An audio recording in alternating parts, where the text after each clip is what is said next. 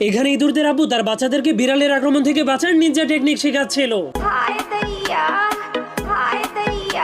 এমনকি তাদেরকে ইঁদুরের ফাঁদের ভেতর থেকে কিভাবে খাবার চুরি করতে হয় সেটাও শেখাচ্ছিল। খাও মা কসম। আর এখানে বিড়ালদের আম্মু তার বাচ্চাদেরকে কিভাবে ইঁদুর শিকার করতে হয় তার ট্রেনিং দিচ্ছিল। হিসাব বোঝো না, দুধু খাও, তোর মরণের চুলকানি উঠছে। এরপর তাদের মা একটা খেলনা ইঁদুরকে চাবি দিয়ে চালু করে ছেড়ে দিলেই তার বাচ্চা সেটাকে ধরার জন্য চলে যায়।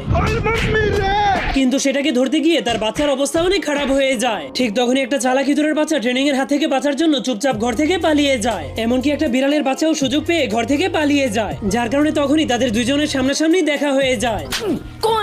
তেরা বাপ। কিন্তু তখনই ইঁদুরের মা এসে বিড়ালের বাচ্চাটাকে বলে, কিন্তু বিড়ালের বাচ্চাটা তার কথা না শুনে তার পিছু করতে করতে তাদের ঘরের মধ্যে ঢুকে যায়, যার কারণে ইঁদুরগুলো তাকে লাথি মেরে তাদের ঘর থেকে বের করে দেয়।